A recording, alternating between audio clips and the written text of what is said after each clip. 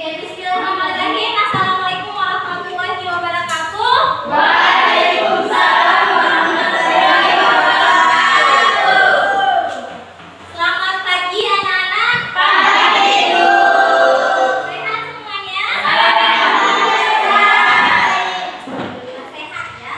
Oke anak-anak, sebelum kita memulai pembelajaran pada pagi hari ini, Ibu harap ya untuk dipersiapkan bukunya ya, peralatan tulisnya, buku latihan, buku catatan, pulpen dan juga buku paketnya ya, dipersiapkan sebelum kita mulai pembelajaran pada pagi hari ini. Dipersiapkan semuanya dan dirapikan tempat duduknya. Panitia, dirapikan lagi tempat duduknya, rapikan lagi panitia. Oke. Dirapikan lagi tempat duduknya Esti, dirapikan Esti Akbar. Oke. Sebelum kita mulai pembelajaran pada pagi hari ini, Ibu minta satu orang untuk pimpin doa. Siapa yang mau maju? Akbar, ayo ke kelas Akbar, maju untuk pimpin doa.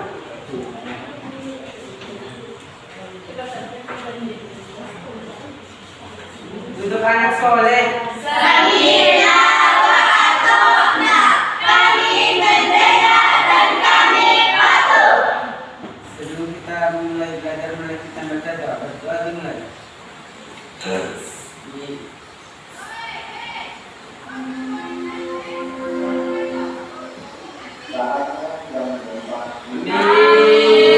Doa selesai.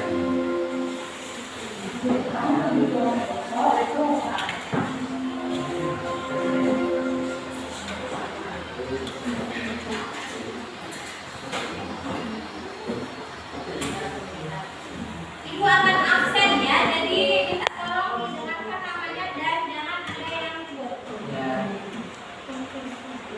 Akbar, Akbar Gunawan, Hadir Bu.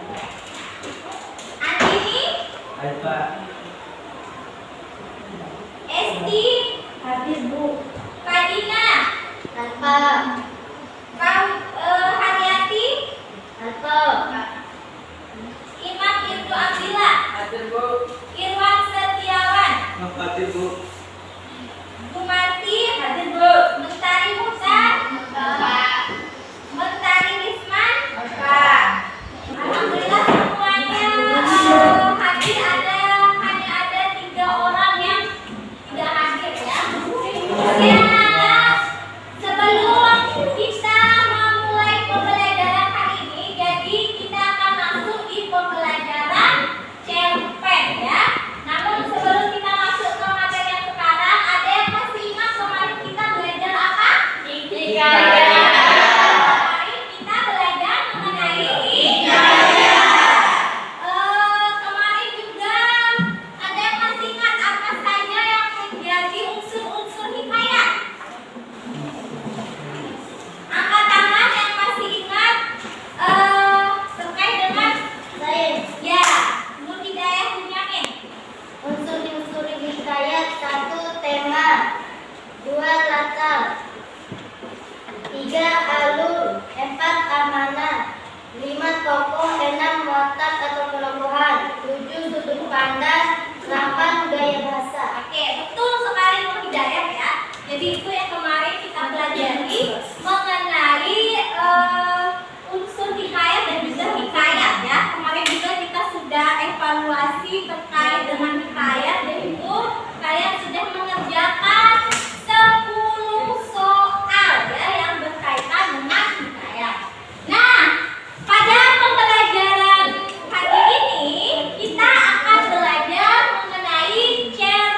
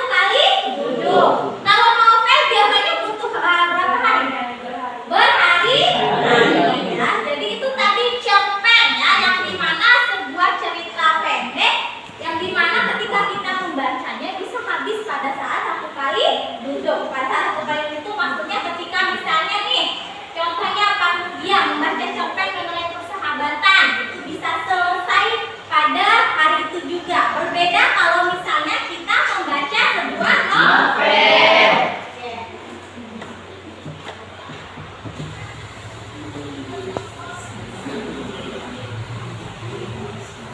Nah, ini adalah cerpen ya. Jadi cerpen disebut juga dengan cerita pendek yang dimana cenderung singkat, padat dan langsung pada tujuannya dibanding karya fiksi lain yang lebih panjang seperti novela dan novel. Ada yang tahu itu novela apa? Novela itu dia dimana karya sebuah tulisan yang lebih panjang daripada cerita pendek ya, tetapi dia lebih sedikit dari novel. Nah, jadi cerpen itu salah satu jenis karya sastra yang memaparkan kisah atau cerita mengenai manusia beserta seluk-beluknya lewat tulisan pendek dan juga singkat. Nah, jadi dalam cerpen itu berisi mengenai kehidupan seseorang yang diceritakan secara ringkas dan berfokus pada satu tokoh saja. Nah, kalau misalnya dalam novel itu biasanya terdapat berapa tokoh? Banyak. Banyak ya. Jadi banyak sekali tokoh yang terdapat dalam novel ya. Kalau dalam cerpen itu dia hanya berpusat pada satu tokoh saja. Berbeda dengan novel ya. Kenapa seperti itu? Karena memang novel itu ceritanya lebih apa? Banyak. Ya, lebih panjang. Oleh karena itulah di dalam novel itu dia lebih banyak tokoh, sedangkan pada cerpen dia hanya fokus kepada satu Tokoh saja. Pada satu tokoh saja. Nah, cerita pendek biasanya mempunyai kata yang kurang dari 10.000 kata atau kurang dari 10 halaman. Dan cerita pendek itu memberikan sebuah pesan tunggal yang demikian serta memusatkan diri pada salah satu tokoh dan hanya satu situasi saja. Seperti yang Ibu jelaskan tadi. Jadi dalam cerpen itu hanya ada satu tokoh saja. Berbeda kalau misalnya dengan novel. Oke, kita lanjut. Ciri-ciri cerpen. Coba yang pertama, apa ciri-ciri cerpen yang pertama, Irwan? Irwan, ciri-ciri cerpen yang pertama. Tuh. Apa yang ciri pertama itu? Dipersari lagi suaranya. Apa Irwan? Jalan ceritanya. Ya, jalan ceritanya lebih pendek dari novel. Jelaskan ya. Kalau Sri Ayu. Sebuah cerpen memiliki jumlah kata yang tidak boleh lebih dari 10.000 kata. Terus, itu ya. Nah, jadi kalau biasanya kan cerpen itu hanya terdiri dari maksimalnya itu paling banyak 10 halaman. Kalau novel biasanya berapa halaman? Biasanya ada berapa halaman kalau novel? Ya, ratusan ya. Tina sering baca novel nggak? Atau pernah baca novel? Pernah. Novel apa yang pernah dibaca?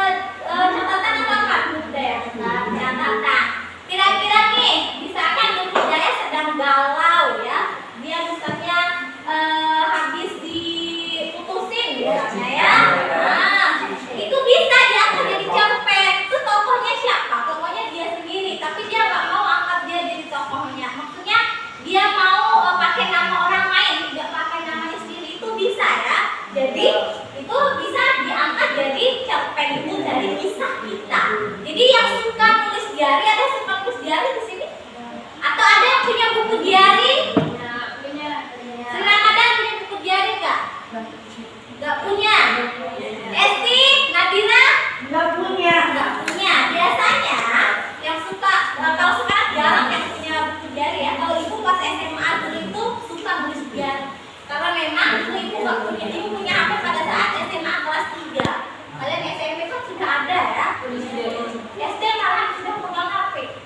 Jadi kalau biasanya suka nulis tentang apa gitu, nulis buku diary tentang pengalaman diri itu bisa loh dijadikan sebuah tulisan cerpen. Nah, kalau udah jadi seorang penulis itu, kalian bisa mendapatkan uang ya. Bisa mendapatkan uang yang dimana, tahu nggak pengarang Terelie? Tahu Terelie? Andrea Pinata. Nah, jadi Terelie itu dia bisa mendapatkan omset ratusan juta dari buku yang ditulis. Terus kan dia kan apalagi Terelie itu karyanya itu banyak yang dicetak ulang. Kenapa banyak yang dicetak ulang? Karena banyak peminatnya. Ya, jadi banyak tuh jumlah eksemplarnya itu setelah terlaku dijual di pasaran, terus lagi dicetak ulang lagi karena banyak peminatnya. Nah, bayangkan kalau dalam satu buku dia dapat misalnya satu buku aja dia dapat 20.000 misalnya keuntungannya.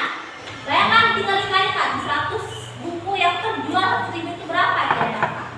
Itu enaknya kita kalau jadi penulis. Makanya kalian kalau sering hobi nulis itu harus semangat untuk nulis. Mau nulis apa saja, nulis novel, cerpen, puisi itu bisa ya. Nah, kita lanjut. Apa yang keempat? Coba Nadira. Kita mendapatkan semua kisah para tokohnya. Hal ini karena dalam cerpen yang digambarkan hanyalah inti saja. Jadi seperti yang ibu dijelaskan di awal, dalam cerpen itu dia hanya berpusat pada berapa tokoh tadi? Satu tokoh Satu saja. tokoh saja ya, berbeda dengan novel. Terus tokoh dalam cerpen digambarkan mengalami masalah atau suatu konflik hingga pada tahap penyelesaiannya ya. Biasanya dalam cerpen itu dia hanya menggunakan satu alur, yaitu alur apa? Ada yang tahu? Alur maju. Ya, betul sekali. Alur maju. Kalau novel kan satu alur atau bisa banyak alur? Alur campuran. Bisa banyak alur ya, ada alur maju, mundur, alur campuran. Kenapa bisa begitu? Kembali lagi karena tadi novel itu dia ceritanya lebih panjang. Oke, lanjut. Kesan yang ditinggalkan di cerpen tersebut sangat mendalam sehingga pembaca dapat ikut merasakan kisah dari cerita tersebut. Contohnya tadi kalian membuat cerpen mengenai persahabatannya, Nur Hidayah ya, buat cerpen mengenai persahabatan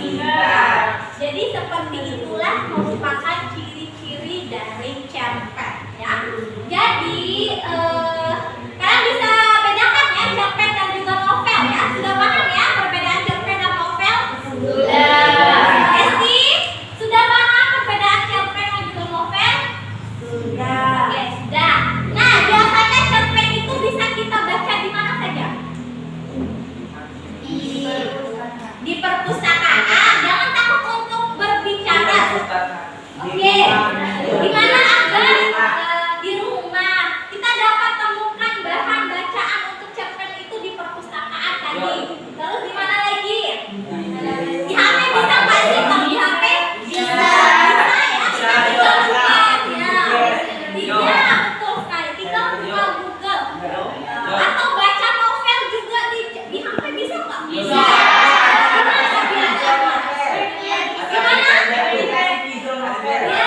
Aplikasi mau ambil novel sama Wattpad ya. Ada yang suka baca Wattpad nggak di HP-nya? Ada, tapi ada. Siapa? Hari-hari.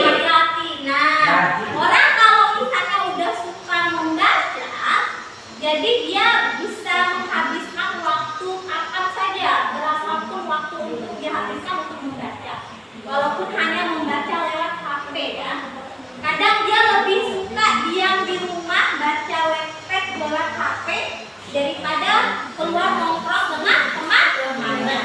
Itu kalau misalnya orang suka baca. Jadi semua orang itu dia punya hobi masing-masing ya. Ada yang suka olahraga, membaca, menari, ya, dan juga main bola. Oke. Sampai sini ada ditanyakan? Tidak. Ada yang tanyakan? Rosma ada yang tanyakan?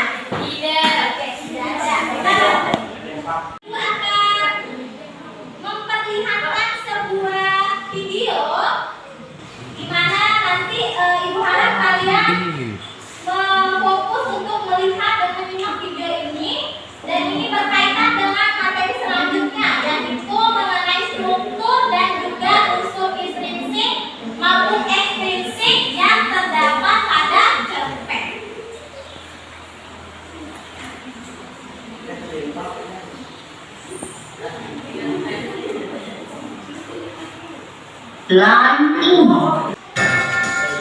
Ibu sudah pernah bilang kan sama kalian semua, kalau ibu sengaja mengambil jam pertama untuk mata pelajarannya ibu, untuk melatih kalian disiplin.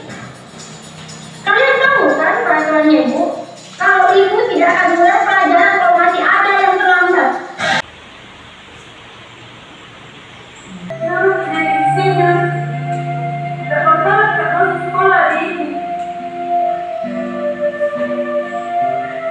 Kalian semua matematika, depan kedua, depan mungkin, depan. Pikir apa kita harus?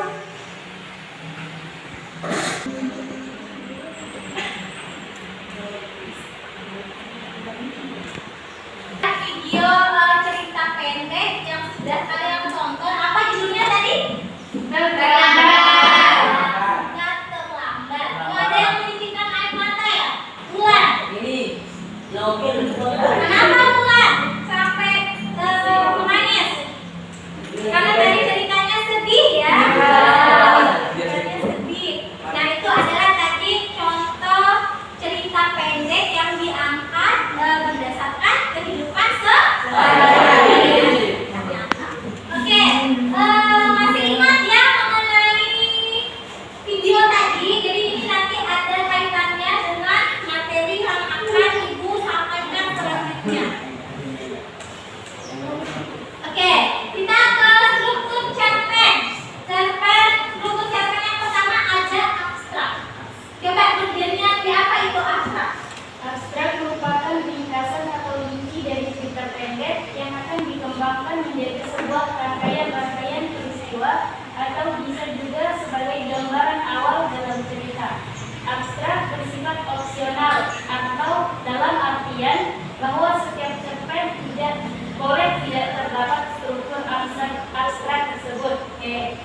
Jadi dalam struktur cerpen, abstrak itu dia bersifat opsional. Bersifat opsional itu apa, Manes? Bisa ada, Bisa ada, bisa tidak ada. Berisi gambaran awal dalam cerita ya. Nah kira-kira dalam video yang sudah kalian tonton tadi ada nggak abstraknya? Gambaran awalnya tadi ada ya, yaitu gambaran awalnya tadi foto apa, video apa yang diambil tadi? Video sebuah bangunan ya, yaitu sekolah. Jadi itu adalah abstraknya. Jadi memperkenalkan bagian awalnya.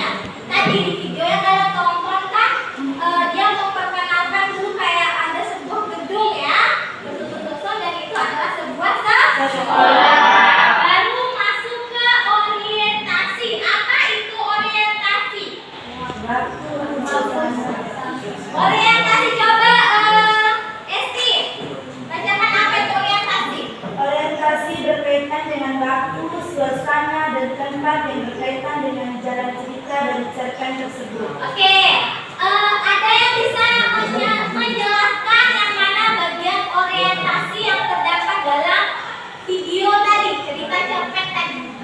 Angkat tangan. Yang bagian orientasi yang menjelaskan waktu, suasana, dan tempat. Oke, Akbar Munawas. Waktu terjadinya pada pagi hari. Ya, pada pagi hari. Terus suasananya tadi? Sekolah.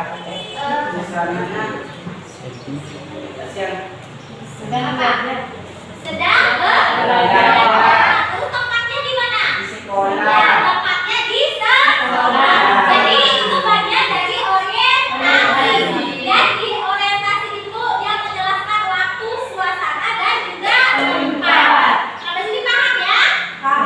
Jadi itu tadi orientasi yang ada di video tadi, yang dimana waktunya pada saat pagi hari, suasananya pada saat mau belajar ya, menegangkan karena ada murid yang terlambat. Terus tempatnya yaitu di sekolah. Terus ada komplikasi. Apa itu komplikasi? Coba Bulan Sari. Komplikasi? Komplikasi dari kehidupan kejadian-kejadian yang berhubungan secara sebab pada komplikasi biasanya mendapatkan karakter ataupun makan dari kehidupan proyek tersebut. Hal ini karena pada bagian komplikasi kerumitan mulai berbulan. Oke, komplikasi di sini maksudnya timbul masalah. Oke, sekarang siapa yang bisa menjelaskan atau menyebutkan kira-kira bagian komplikasi yang terdapat pada video yang ditonton tadi di bagian yang mana? Angkat tangan. Oke, Nurjan Yanti. Ketika Kayla terlambat masuk sekolah. Ya, ketika Kayla terlambat masuk sekolah. Ya. Tadi terlambatnya itu berapa hari? 3. Ya, hari itu bagian komplikasi. Nah, paham ya bagian komplikasi ya? Bagian komplikasi itu dia timbul masalah. Terus ada bagian evaluasi. Rosma, coba apa itu bagian evaluasi? Evaluasi yaitu struktur konflik yang terjadi dan mengarah pada klimaks serta sudah mulai mendapatkan penyelesaian dari konflik yang terjadi tersebut. Oke, kira-kira tadi kan udah ada komplikasi nih. Nah, di evaluasinya ini dia udah masalahnya itu perlahan-lahan sudah mulai membaik ya, sudah mulai membaik masalahnya. Kira-kira bagian evaluasi pada video tadi yang mana? Bagian evaluasi. Oke, Akbar. Pada bagian ketika kalian menceritakan kisah ibunya kepada ibu. Ya, ketika Kayla menceritakan kisah ibunya kepada ibu guru. Bagian evaluasi ya. Dia menjelaskan. Ternyata tadi sempat terlambat. Kenapa Irwan? Sakit. Karena sakit ya. Karena ibu siapa yang sakit? Ibunya. Kayla sakit ya. Ibunya yang sakit. Oke, lanjut. Ada resolusi. Bagian resolusi ini mengungkapkan solusi yang dialami tokoh. Semua masalah sudah clear. Di bagian mana ini? Yang di video tadi? Coba Esti. Di bagian akhirnya, Di bagian akhir tadi apa bagian akhir videonya? dia menceritakan Dia menceritakan bahwa karena dia terlambat karena ibunya yang sakit. oke, ibunya sakit. Terus apa respon dari guru dan temannya? Merasa iba, Sedih dan juga merasa iba, sedih dan juga merasa bersalah. dan merasa bersalah. Itu bagian resolusinya. Oke, terus terakhir bagian koda. Nah, bagian koda ini pelajaran yang dapat diambil dari cerpen tersebut.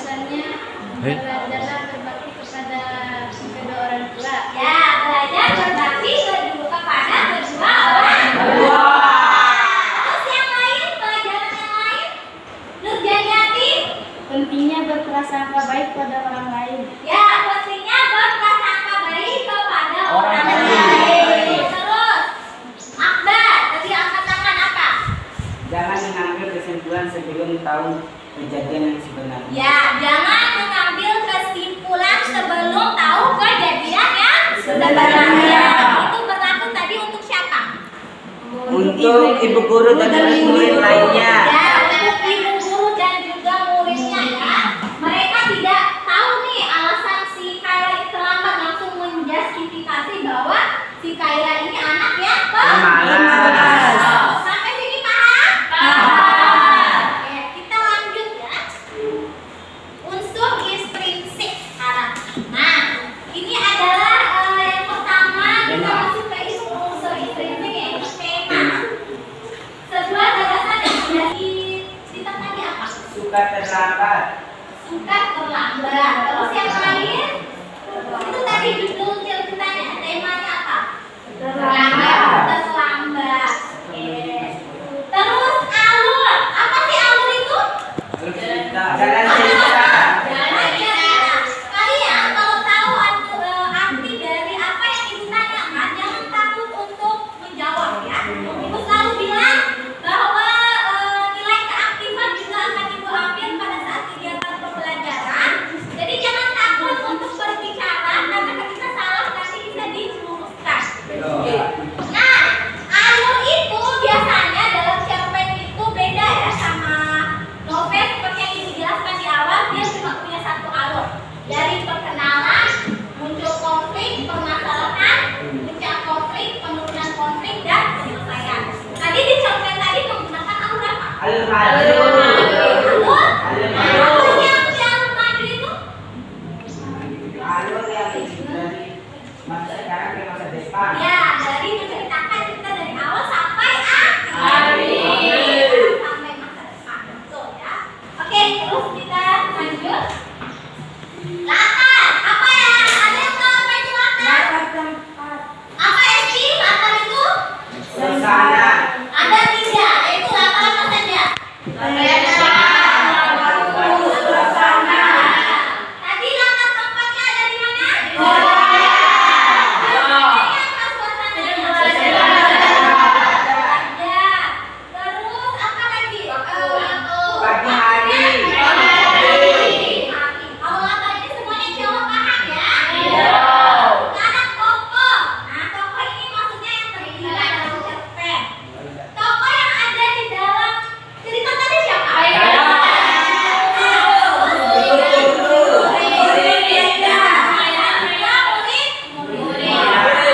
Nah, ada juga kalau misalnya tokoh protagonis itu berarti tokoh yang Baik.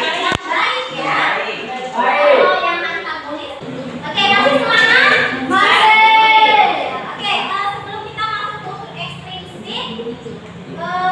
masuk ke unsur ekstrinsik, kita ekstrinsik dulu sebentar ya. Coba berdiri semuanya, capek kan duduknya? Berdiri. Berdiri. Terus regangkan, Bang. Jangan capek. Ayo, semuanya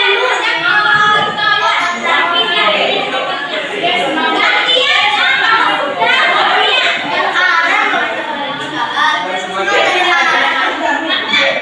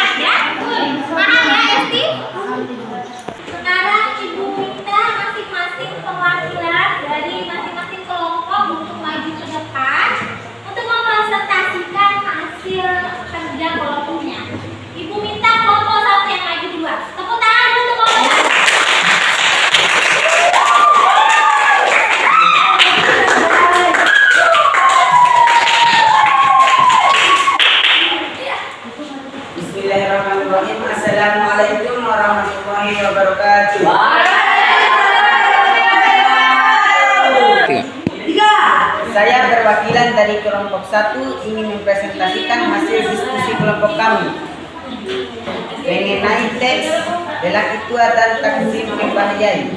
1. Tema, yakni lelaki tua dan takzim Kembahyai. 2. Tokoh, ada beberapa tokoh dalam cerita tersebut, yakni 1. Lelaki tua, 2. Mbahmu, 3. Mbah Yai, 4. Lucy, 5. Ibu Nyai. Alur yang digunakan dalam teks tersebut adalah alur maju. 4. Latar, ada beberapa latar, yakni latar waktu terjadinya pagi hari mbahmu pergi ke musola. Latar suasana, yakni sedang sembahyang atau sholat. Kelompok 1 dan kelompok 3. Kita beri tepuk tangan dulu untuk kelompok. Oke, apa yang sudah dipresentasikan oleh kelompok 1, 2, dan 3 tadi sudah benar ya? Oke, kita bahas sedikit ya secara bersama-sama. Yang pertama tadi mengenai latar. Latar tempatnya tadi ada di mana cerpen itu? Pesantren. Terus selain di pesantren, latar yang lain juga ada di mana? Terus siapa saja tokohnya? Ada lelaki tua,